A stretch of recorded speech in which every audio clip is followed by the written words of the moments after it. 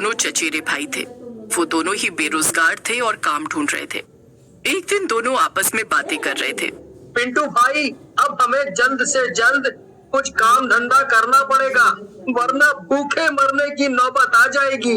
हाँ भाई, अब तो पिताजी ने तो मुझे पैसे देने से भी मना कर दिया है। तो चल पिंटू, आज हम बड़े बाजार चलते हैं। वहाँ कई सारी दुकानें हैं, कोई ना कोई तो हमें काम पे रख ही लेगा। गुड्डू की बात पिंटू को पसंद आई और दोनों फौरन बाजार की तरफ चल पड़े। दरअसल काम तो बस एक बहाना था। उन दोनों को तो बाजार जाकर चटर पटर खाना था। दोनों को बाजार की चाट पकौड़ी बहुत अच्छी लगती थी और वो खाने पीने का एक भी मौका नहीं छोड़ते थे। ये लो, बाजार तो आ गया, तो फिर अब कहाँ से शुरू करें? क्यों ना पहले कुछ खा ले, फिर आराम से काम करेंगे। काम का क्या है, वो तो होता ही रहेगा। देखो ना, सामने कितनी बढ़िया बढ़िया चीजें मिल रही हैं खाने की। अरे वाह, तुमने तो मेरे दिल की बात कह दी। चलो चलो, कुछ खाते हैं और साथ में उन्हीं ठेले वालों से पता भी कर लेंगे कि आसपास कुछ काम मिलेगा क्या। कुछ देर बाद उन्हें एक चाइनीज खाने की दुकान में काम मिल गया।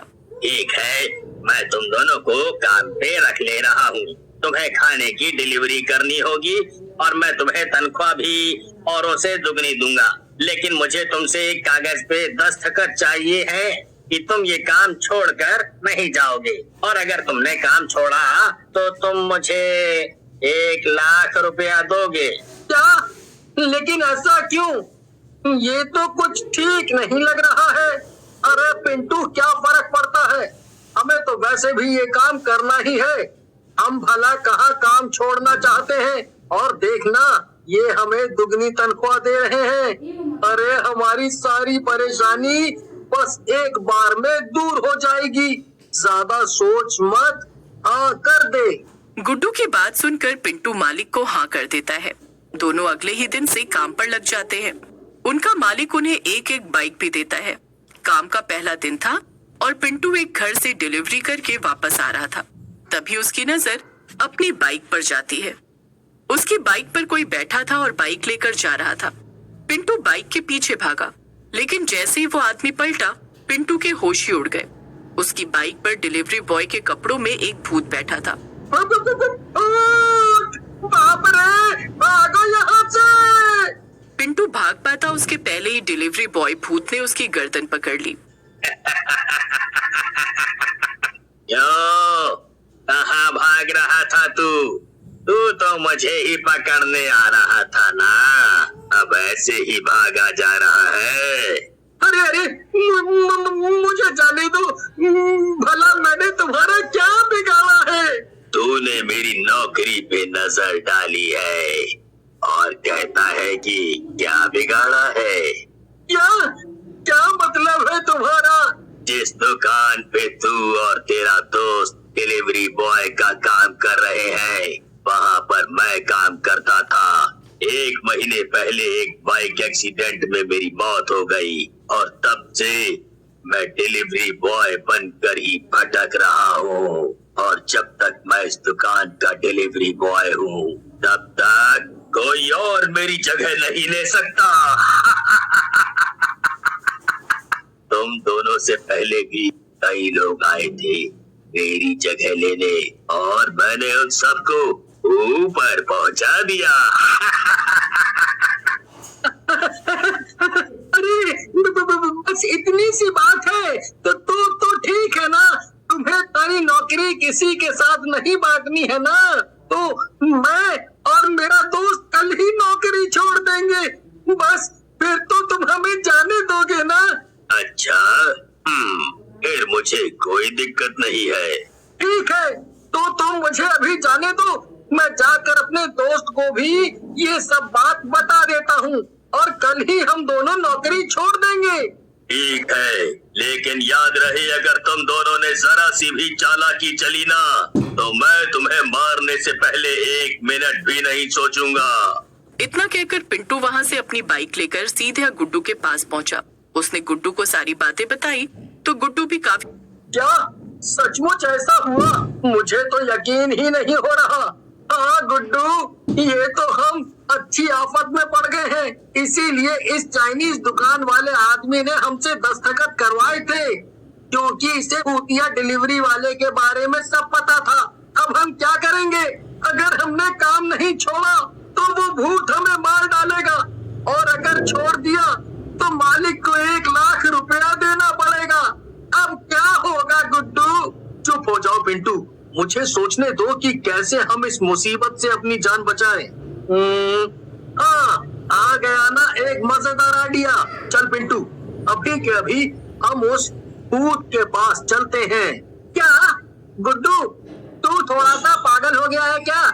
इस भूतिया डिलीवरी बॉय के बारे में सुनकर वो हमें मारने की फिराक में है और तू उसी के पास जाने की बात कर रहा है। नहीं बाबा नहीं, तुझे जाना है तो जा, शौक से मर, पर मैं नहीं जाऊंगा।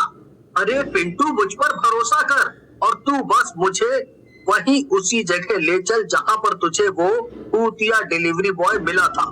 पिंटू डरते डरते गुड्डू को बाइक पर बिठाकर उसी जगह पर ले जाता था जहां पर आखिरी बार भूत ने उससे बात की थी। पिंटू गुड्डू को वापस ले जाने के लिए घसीट रहा था, लेकिन तभी वहां पर सचमुच ही वो डिलीवरी बॉय वाला भूत आ जाता है। तुमने पुकारा और हम चले आए। पहली बार किसी ने मुझे इतने प्यार से बुलाया है। तो बताओ, क्या फैसला किया तुम दोनों ने? काम छोड़ रहे हो या ऊपर जाओगे? और अगर ऊपर जाओगे तो ये बहुत अच्छा मुहूर्त है, अभी अभी पहुंचा दूं तुम्हें ऊपर। नहीं, हम इन दोनों में से कुछ भी नहीं करेंगे। क्या मतलब है तुम्हारा? देखिए भूत जी, दुकानदार ने शर्त रखी थी कि अगर हमने काम छोड़ा तो हम उसे 1 लाख रुपए देंगे, जो कि हमारे पास बिल्कुल भी नहीं है। तो इसका मतलब साफ है कि हम ये काम तो नहीं छोड़ सकते हैं। अच्छा, तो फिर तो यही बेहतर है कि मैं तुम दोनों को मार दूं, क्योंकि तुम्हें तो अपनी जान से कोई खास लगाव नहीं है। अरे नहीं नहीं, हमारी बात तो सुनो पहले। तुम्हें क्या चाहिए? डिलीवरी बॉय का काम है ना? तुम किसी और को ये काम नहीं करने देना चाहते, क्यों? है ना? ठीक है, और वो दुकानदार किसी भूत को तो रखेगा नहीं डिलीवरी बॉय के काम पर, तो फिर तुम हमें ही नौकरी करने दो। जैसे ही कोई डिलीवरी करनी होगी, हम बाइक थोड़ी दूर पर ले जाने के बाद बाइक के साथ वो काम तुम्हें खुद सौंप देंगे।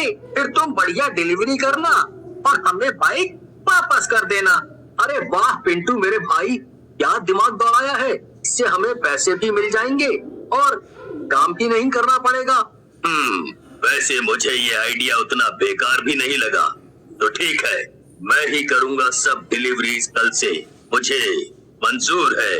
फिर क्या था, पिंटू, गुड्डू और भूत मिलकर साथ साथ काम करने लगते हैं। जैसे ही कोई डिलीवरी देने का काम होता, पिंटू और गुड्डू खाना रखकर दुकान से निकलते तो, पर आगे जाकर वो डिलीवरी का काम भूत को सौंप देते थे।